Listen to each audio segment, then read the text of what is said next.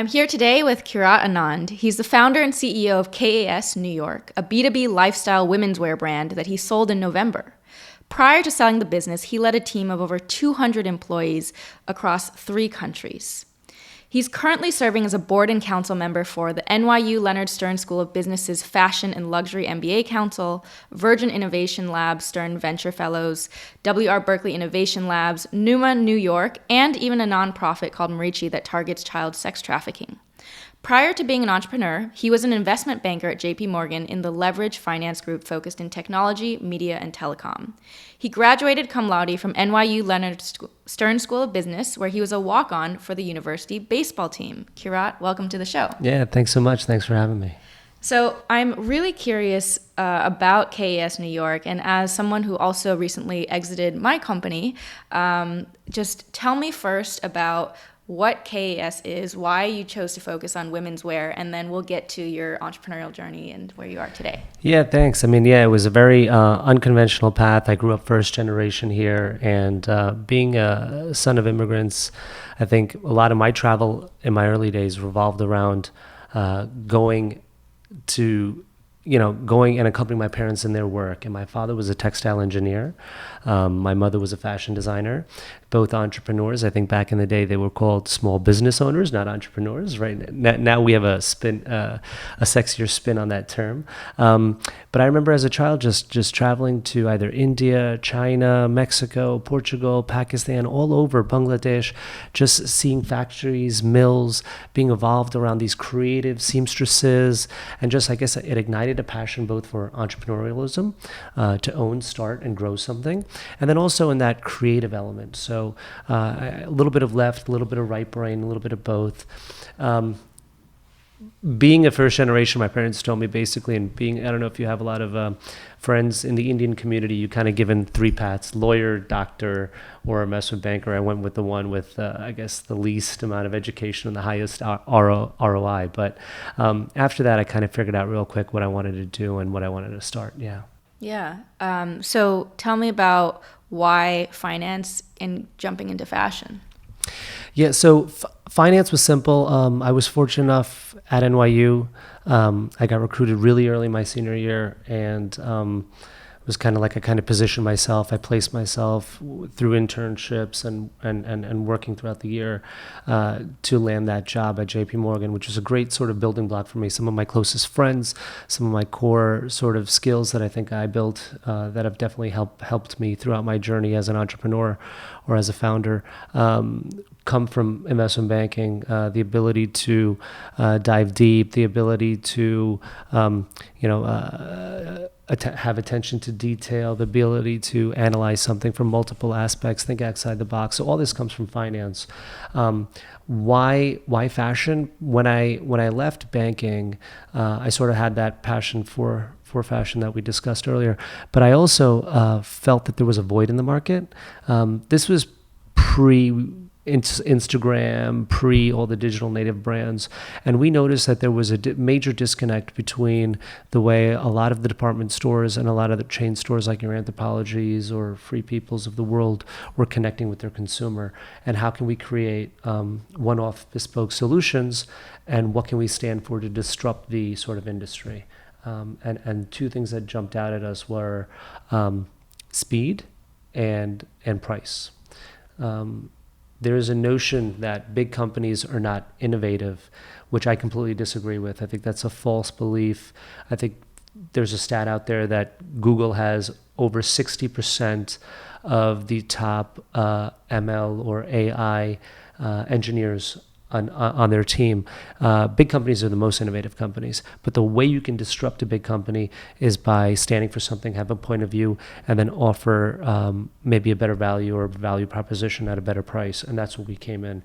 So it wasn't that we were more innovative, it wasn't that we were more creative, or I was a better designer or leader. It was just that we could create solutions for their problems at a, faster turn and at a better price.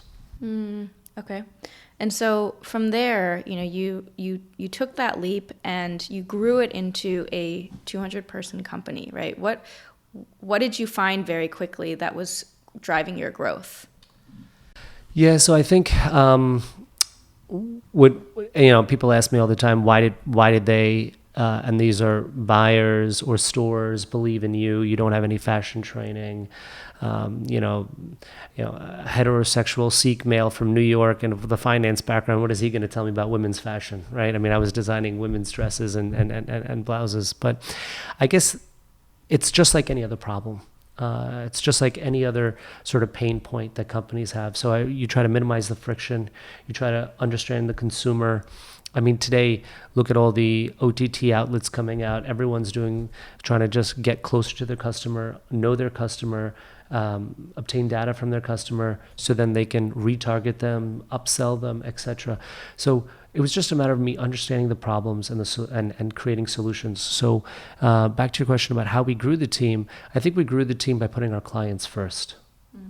We grew the team by, and if it was a Dillard's or a Macy's or an Anthropologie, they all have, on a broad spectrum, the same problem, but it's handled very differently because their end consumer, their target market might be different. One might be a little bit more bohemian, and she'll want some more detailing or crafting. The other one might be a little bit more contemporary and elevated, and the last might be a little bit more price sensitive and mass market. Respectfully, all three companies. So it's a way for us to create innovative or bespoke solutions for each customer. We put our clients first. We grew with them. They would test us, and then we would build the team from there. And then it would and on the back end, it was about building out the team. Was about finding solutions, empowering employees, and giving them, I guess, the responsibility and the ability to grow. Mm. And what was the breakout point for KAS? Like you mentioned that there were some pretty big people who wore your clothes. Yeah, for us it was really organic. We were really fortunate. What I really pride us on, and over this 10+ year journey, is we never spent even $1 in marketing, which is amazing. And when you build a brand, and if you think about the Obamas wearing us at the inauguration, or when Bruce Jenner became Caitlyn Jenner, he chose our brand for his first interview with People Magazine and his first show with Bravo, etc. So there are a lot of big wins like this, but look, there were a lot of low points too. One thing we prided ourselves and my team prided themselves on, we weren't afraid to try. So I think I talked about big companies and their ability to be innovative. That's true. But big companies also have difficulty sometimes in product launches or in terms of testing. And I think that's where we used our nimbleness and our speed to our advantage. So if we tried something and we were going to fail, the goal was fail fast and move on. If there was a learning that we could take from there and apply those best practices in other places. Or if there was a learning, for example, we had showrooms in LA, Atlanta, Dallas, Chicago, New York at the time, and if we were successful in one region, what best practices could we take from that region to the next? If we were successful in product launches, when we would take products to the Middle East, what we learned there and what was our team doing there that could be implemented when we would launch products or markets in Latin America, for example. Mm-hmm. So I guess it was a lot of learnings, failing fast, and then growing. I'm curious about the comment you made about not spending $1 on marketing. Yeah. Because I think in today's world, marketing is really important, right, to stand out from the noise. And what do we even consider marketing these days, right? If you have someone who's doing social media, that's marketing, right? If you even like setting up showrooms and getting people to come in the door, isn't that marketing? No, so you're absolutely right. So from the traditional sense of marketing in terms of digital ads, we weren't doing that, or print ads, we weren't doing that. Obviously, we were covered in Glamour, Elle, Refinery 29, WWD. Every season had a report on what did Kirnat create for KAS and how it's on trend. So if you call that marketing, I call that more editorial content, and it was partnerships. We would create relationships and partnerships. Yes, we did trade shows, which could very, very much fall under a marketing budget and a marketing spend. And that's how we looked at marketing. So yes, there was a marketing play, but it wasn't in your traditional sense of Google ads, digital ads, Facebook ads, and retargeting. I'll give you an example. We worked with influencers. You brought up influencers. You brought about Instagram. We worked with over 100 influencers. And we would create bespoke solutions or partnerships with them. For example, I would say, look, pick something from our portfolio or from our selection. I'd love to partner with a charity of your cause. We would give 100% of the proceeds, not 5%, 10%, or 50%, 100% of the proceeds to the charity of your cause, and I would love for you to promote it. And based off that, we would give them a code. Any purchases that came in through the code, items that they wore, or other items on the site, as long as the codes were used, we would partner with their charity and donate the money. What happened here? Okay, so it empowered the influencers and the marketers to promote our brands. You could call that as marketing, but we didn't spend on anything there, right? Yes, we gave away our profits, but at the end of the day, we showed philanthropy, we showed creativeness, and actually we created a new sort of entry into a market. And usually those customers, about 80% of those customers would come back and rebuy based off the experience they had with us. So when you talk to, let's say, budding fashion entrepreneurs, because I saw that you're a mentor for a lot of these different organizations, what do you recommend to them in order to stand out in the noise? Well, I first recommend that they don't do it and they get out of the industry. That's the first thing I say. So it's kind of like, it's the Mercury test. It's to test if they're real, if they're really passionate about it. No, I tell them to have a point of view. I tell them to have a point of view, and I tell them to sort of understand their market. And I think that's the two most important things. It doesn't matter if you're in fashion, it doesn't matter if you're in technology or media or tech. You need to have a point of view and you need to have a solution. I think the consumer out there is very authentic. The consumer out there is very intelligent, and they want to partner with brands that are authentic and speak to them. So today, for example, sustainability is a really important play. The sharing economy is a really important play in the fashion industry. When you look at the success of people like Real, Rent the Runway, Poshmark, etc. So I think, again, and that comes from the consumer understanding, look, I don't want to buy something for $30, $40, $50, wear it twice and throw it away because that's not environmentally friendly. I don't want to buy something for $1,000 and wear it once on the runway or at a special event and then never get to wear it again because I've got 100 photos on Instagram floating around about it. So there's a lot of different ways to think about it. I think consumers are looking for really align themselves with brands. And a lot of brands, like, for example, Patagonia, etc., have made a stand, and they've actually really created awareness through their ethos and through their mission statements, and they stand for something. So I think if I was speaking to a budding designer or fashion entrepreneur, it would be to have a point of view and figure out what you stand for and solve that problem. Awesome. And so I'm curious, what led you after that 10-year journey to sell the business? Well, it's interesting because as soon as I sat down, you said, this talk is about being comfortable, or right, and I think I got to the stage where I was just too comfortable. There's a saying: if you're the smartest person in the room, get out of that room. You're in the wrong room. And I still have a desire to challenge, learn. And I think those things sort of led me to say, okay, it's time to take an exit. You've run this, you've grown this, but I wasn't learning anymore. And for me, my focus was, what more can I do, and what more can I learn, and how can I impact things on a scalability? So I think those really were the core. And my excitement to get back into sort of TMT, my excitement to get back into corporate, my excitement to sort of get back into a different vein, something with technology and innovation. And I think that is what, even right now we're talking about fashion, and we haven't brought up any of the fast fashion companies, or we haven't even brought up any of the traditional brands. We've brought up what your technology plays, your stick fishes of the world, your Poshmarks of the world, your Reals of the world. So I think that's the focus now. And okay, so after selling it, you are in this space, as am I, in what I call it, this transition phase where you're really exploring what it means to be authentic yourself in the next stage. What are some of the guiding questions that you use for yourself to try and figure that out? That's a great question, and I've started doing executive coaching. I've also reached out to my network. And I think the main thing is, first you have to understand what you want. And I've sort of figured that out for me. And then you have to understand the value proposition that you bring and who you can bring it to. So I think it's super important.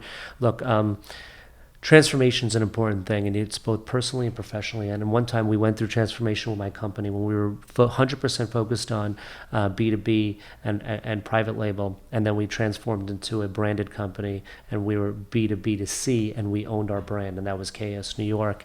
And then we sort of transformed in a direct-to-consumer. We started playing direct-to-consumer as well. So transformation is huge, both professionally and personally. And I think transformation for me personally was going from investment banking, a big corporate, JP Morgan, to starting a brand that no one had heard of with no employees.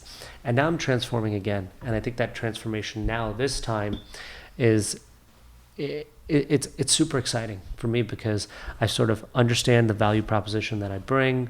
I know where I want to go, and now it's a matter of just connecting the dots. And I think that's what I've been really good at, is regardless of where I've worked, is connect the dots, bring people together, bring departments together, and ensure the best results. So why can't I do that for myself? Mm-hmm. You brought up that you started doing executive coaching. I'm assuming that you got a coach for yourself. Yes, absolutely. Yeah. Why did you decide to go that route? It's just a matter of learnings and analysis and understanding. Look, I think it was funny. I was actually here a few months back, and fortunate enough to meet Eric Schmidt, and we got a copy of his book, The $1 Trillion Coach. And it's I think right now, having a coach, I think Eric said it really well in the book. I'm paraphrasing, but when he first joined Google and they said, okay, we're going to get you a coach. And he said, well, what the hell do I need a coach for? I'm great. And they said, yeah, you're great, but don't tennis players have coaches? And he said, yeah, I guess that's right. Tennis players do have coaches. And then he came back and said, but they're not as good as, the tennis players aren't as good as the coaches are. And so, I mean, then the value came out, the understanding came out. And for me, I think my advantage of sitting with a coach is not because they're going to teach me something about myself that I don't know, but they're going to help create some clarity. And I think an outsider perspective is always welcoming. Yeah. As an athlete myself, spent 10 years as a gymnast. That's the same way that I look at it. Whereas I think that, that some of the early years of my career, like pre-age 20, the reason I was so successful in gymnastics was because I had coaches, right? I was constantly surrounded by coaches, so much so that I went to the Russian Olympic Training Center to train with the Russian coaches, because they're world renowned. And so as I got into my adult life, I realized, especially most recently, that all the areas in my life where I want to grow, that you don't need a coach, but you could do well with one. Yeah. And so that means I got a coach for just physical training. So I started training Krav Maga and have a Krav Maga coach. I got a book coach for writing my book, and all that is we check in once a week. I write my book on Google Docs, and she gives me her thoughts. She holds up a mirror to reflect what she thinks and just makes sure I'm doing it. Yeah. And I know that even having that accountability is like it forces me to level up in a way that maybe I wouldn't necessarily if it was just me. No, I think your point's exactly right. I mean, you talked about having a physical coach, having a professional coach, and I think we all have friends that are like coaches. I mean, for me, fortunately, my wife and I, we kind of coach each other. She's also a tech founder, but the structure of having, like you mentioned, with your coach who's helping you with the book, the structure of having an executive coach where you have a regular check-in for a certain period of time, I think that structure is very helpful. And I think that was what I was missing, so that's what I added. Yeah. I'm curious, since you brought it up, with your wife also being a tech entrepreneur, yeah, what is it like balancing that relationship where you have two entrepreneurs who have their company babies and they have to focus on that? Yeah, you have like two pit bulls running around in a china shop, right? Yeah. It's no, it's actually I kid around about it, but I tell, and probably this might help even answer one of your prior questions. You said, what do you tell entrepreneurs who are launching brands or companies within fashion. And I just don't mentor or advise fashion companies. I'm also working with non-fashion tech startups too. And the first thing I would tell a sole founder is go find a co-founder. So I think that is so important. And I learned that lesson post-marriage. The ability to have that sort of soundboard, that honest broker, that partner who has the same vested interest, I only learned the value of that post-marriage. So when you asked about my wife, it's tremendous. I mean, our pillow talks are around customer acquisition and and go-to-market strategy, which sometimes are not the sexiest. But having said that, it really, I think it's amazing. She's helped me think and see things so differently. She's sort of, when you talked about being comfortable and we discussed about my next journey, she gave me the courage and also the fortitude to say, absolutely, you should do this. Because when I came to her and I told her, look, I'm cheating, I'm investing, and I'm reading about other companies, and I'm not focused in my company. Why am I angel investing in other things? When you're a founder or an entrepreneur, you need to be laser focused in what you're doing. You can't have distractions, and that's the way she is today. And with her business, it's called Open Sponsorship, and they're doing amazing things. But yeah, so for her, I kind of help her to make sure the train's on track and the trains are on time, and to stay laser focused, because it's so easy to get distracted.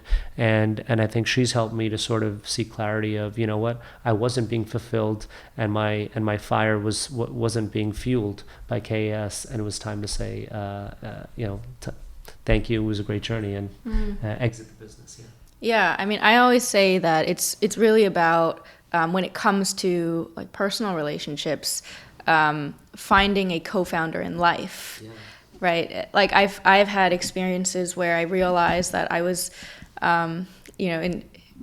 although it sounds harsh, it actually wasn't that harsh, but that I was in a relationship with an employee, not a co-founder. And what I mean by that is, a true co-founder sees that when there's a problem, as problems inevitably come up, right? You find a solution, you work and you invest in finding a solution versus saying, oh, well, that's someone else's job, right? An employee is siloed and they'll say, this is what my job is. And, if I'm busy, I have to have balance. And I think especially as entrepreneurs, you know what it's like to dive in 110% and to work through challenges, and no matter how low it is, you're like, no, because if we're aligned on the mission and we're aligned on the values, that we see where that North Star is, and we're going to keep working on it, because it's, the challenge itself is no big deal. No, absolutely. Yeah. So as we look into your future, you mentioned that now you know what you want, you said you're working with an executive coach, and you're like, yeah, well, now I would know what I want. I'm curious, does anybody know what they want? Well, I think it's always evolving, right? Yeah, absolutely. At least for your next stage, what kind of clarity do you have now going forward? So the clarity is not, and it's so funny when you ask people what they do, they end up just telling you their job title, and you're like, look, if I wanted to go on LinkedIn, I would have read your LinkedIn. Yeah. But like, what do you really do? And I think and that's a fun antidote from Bill Campbell's $1 trillion coach as well. But my thought process is more on where I want to be and where I want to position myself. So in a bigger picture, what I want to impact, what type of people I want to surround myself and work with. So the environment, what type of industry. So what I know is it's a corporate company. So it's like going from one of the big behemoth corporates, JP Morgan, to a startup, and then now going back to full circle. And I think the vision and the thought process as employee, entrepreneur, and then employee is you can pick up big best practices and things that you've learned, being able to see the entire breadth and connect the dots and apply them at a scale. Right. So, and now what type of people I want to surround myself, like-minded individuals, super hardworking, innovative company, going through transformation. So you think about all the media companies, you think about all the tech companies, you think about telecom, like we talked about OTT a little bit, or you could talk about subscription services, or so different sort of plays that involve strategy, innovation, and just, and and I guess on an international level, so on a global level. Okay. So you do want to get into the more of the corporate side? Yeah, I mean, I think the advantages are to take what you've learned as a founder and entrepreneur and apply it on a scaled level, where you can really impact a much broader spectrum of people. And have you identified the company that you want to work at? I don't think there is a company. It's kind of like when you go out and say, you know what, I'm dying to be married and I have to marry her or him. I mean, you'll never find it. And kind of like joke with your friends. But I think you have to be open. You have to be approachable, just like with any other relationship. And then you have to sort of embrace things, right? So my thought process is right now, I'm coaching, I'm learning. And for me, it's super exciting. When I was graduating NYU, I had the option to be at a McKinsey and a consultant, or I had the option to be in investment banking and be at JP Morgan. And there's not one right or wrong answer. There's just different paths. So for me, I have looked at some very big household tech companies. I've looked at some great media companies, but it's not that one is right and one is wrong. It's where is the better opportunity for me today. I liked how you framed that, because one of the questions that I always ask myself is, to what end? Right? Like, to what end am I doing this and pursuing this particular thing? And I always come from it from a purpose and like impact lens as well, because it's like, rather than trying to fit yourself within a box, within a societally prescribed label of like, you go into corporate, you are an entrepreneur in finance, and you in fashion or in finance or whatever, and you do this. It's that, I can actually be fluid in the ways that I achieve that ultimate purpose and that ultimate impact that I want, because there is not really a prescribed path to get there. No, it's funny you say that, because it reminds me of a conversation I had last week with a very senior, I won't name, person in HR, and they had heard about me and they contacted me for a chief of staff role, and they're ticking all the boxes. And then at the end of our discussion, I thanked them for their time, and I asked them if there was anything that would stop them from recommending me, right, for the role. And they said, no, I think you've checked all our boxes. The only box that that remains to be open is the fact that this individual, this particular C-suite executive, wanted someone with prior chief of staff experience. So the logical question is, why did you contact me? Because you knew I didn't have prior chief of staff, but obviously you don't ask that. So to my answer was, yes, I don't have chief of staff experience, but I have chief experience, right? So yes, like you said, there are always people looking to stick you in a box. They want a circular peg to fit a circular hole, and they want sort of to check every single description. But sometimes you need to be innovative and creative and think outside the box. And I think that's what happens when you're an entrepreneur. I think that's what happens when you're a founder. You have to empower people, you have to lead people, and you have to sort of figure out how to connect with people. And I think, and then that sort of helps you and in your journey forward. Great. So now going forward, and for all these listeners who, are looking at your journey and wondering, how they can scale, a multi-100 person company, or just even if they're stuck in a current corporate role, perhaps where they're not that happy, perhaps where they're not really sure what their purpose is, what would you recommend they do?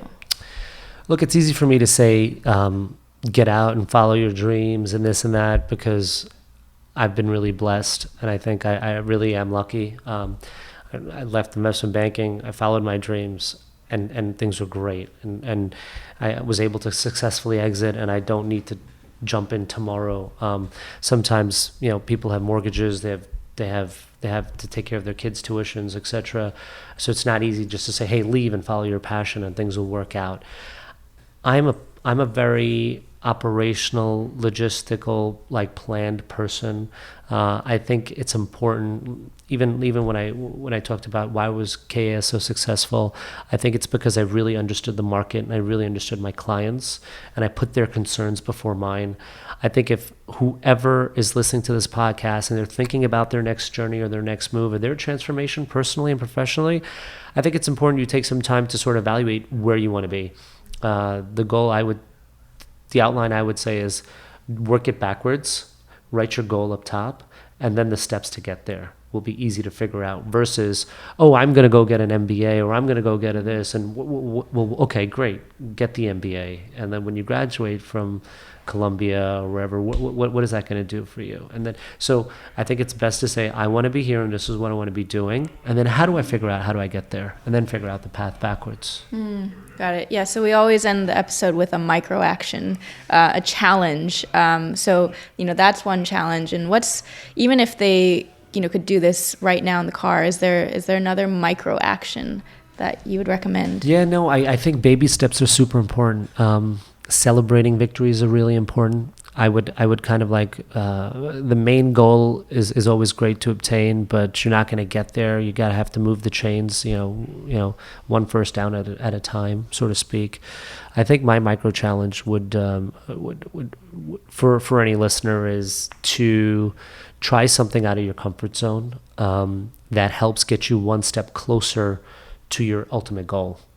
And if it's reaching out to someone in your network who you thought would never lend a hand, if it's maybe as easy as just picking up a book on the way home, right? I mean, sometimes even books have been so inspirational for me or given me a new perspective of things. So it's not always people to speak to, but it's learnings you could do by yourself.